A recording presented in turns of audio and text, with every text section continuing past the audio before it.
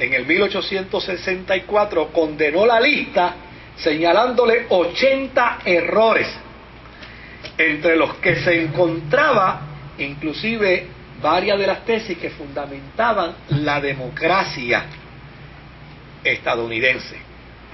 Y lo que hizo el Papa Pío IX fue abrir la caja de Pandora, porque entonces estos movimientos tuvieron una buena excusa para irse contra la Iglesia Católica.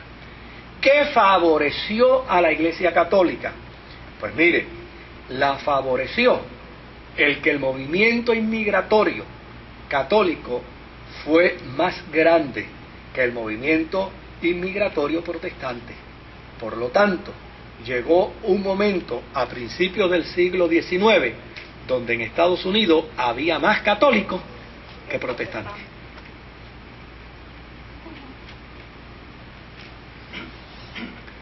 Otra confesión que también creció mucho gracias a la inmigración fue el luteranismo. El movimiento luterano también creció mucho gracias a la inmigración de los alemanes y de los escandinavos, que ya también eran luteranos. Ahora, ¿qué provocaba todo esto en las 13 colonias y en los estados que se iban desarrollando? Óigame, esto desarrollaba una serie de suburbios, de etnias separadas, de movimientos separados.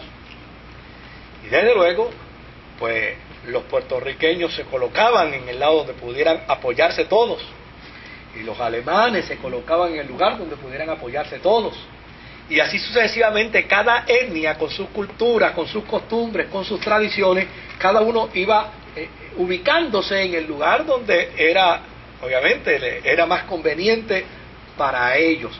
Así es que esto empieza a crear en los Estados Unidos un collage de confesiones religiosas en toda la nación. Y nadie pudiera pensar que hoy en día todas las religiones mundiales, mencione una en cualquier rincón del mundo, está representada en los Estados Unidos. Todas.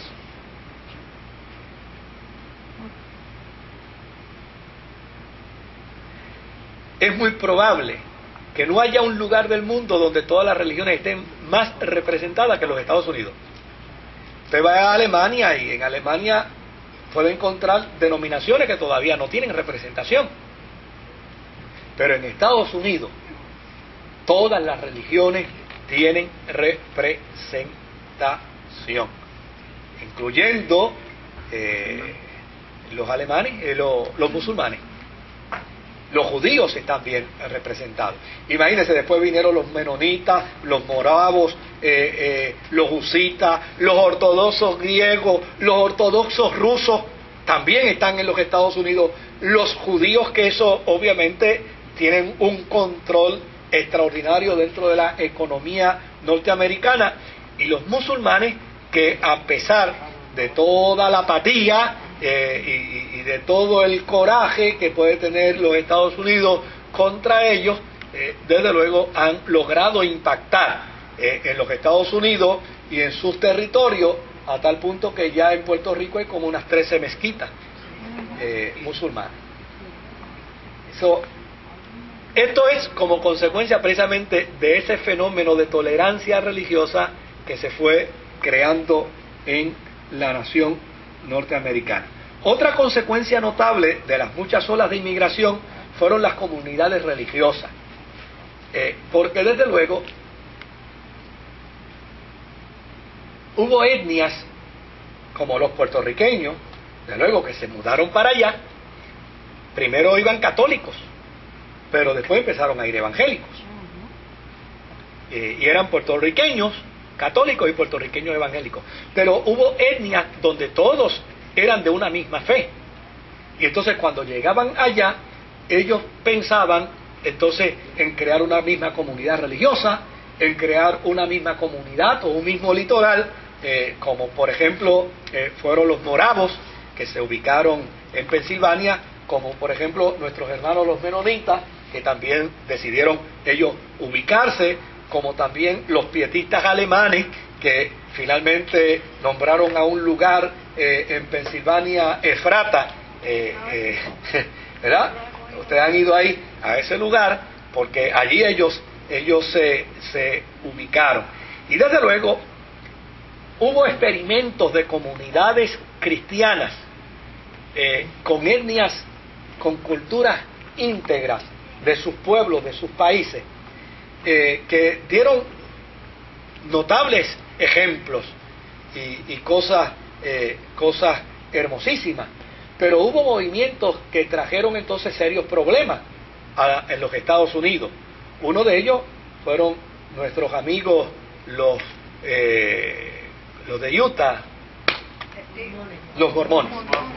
Nuestros amigos los mormones, que ellos entendieron que Norteamérica era la tierra que Jesús había anunciado y había prometido, la Nueva Jerusalén, que descendía del cielo ataviada como una esposa para su marido. Y desde luego se fueron allí, pero entonces los mormones empezaron a practicar la poligamia.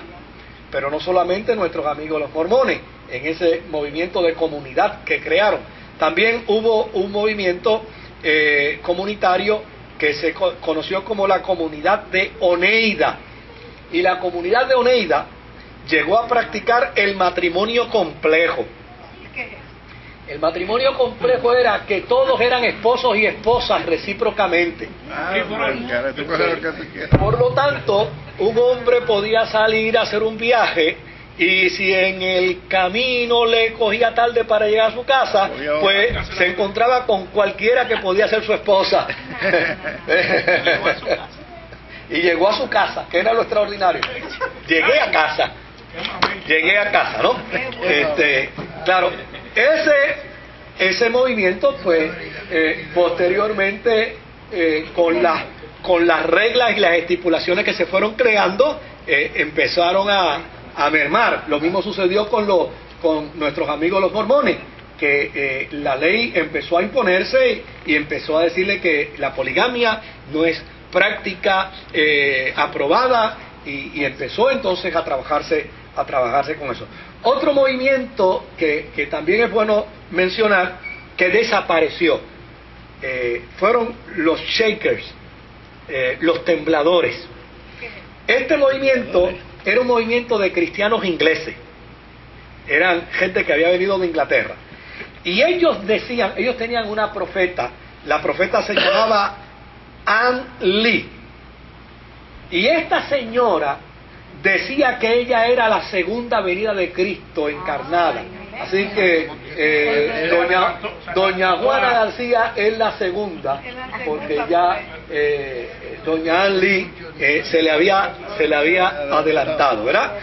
Esta gente era interesante porque si los de la comunidad de Oneida, que practicaban el matrimonio complejo, daban problemas, estos daban problemas porque estos predicaban la abstención sexual. Solamente las parejas podían tener relaciones sexuales cuando aspiraran a tener un hijo. Fuera de ahí, Nacariles del Oriente. ¿Quién se va a enterar? Claro. ¿Por qué les llamaban los Shakers? Porque sus cultos eran cultos de danza, eran cultos efusivos, ¿no? Donde había movimiento corporal, donde se cantaba el ritmo y la gente se movía y brincaban y saltaban. Así que se parecen a algunos de los que ahora, pues, ¿verdad?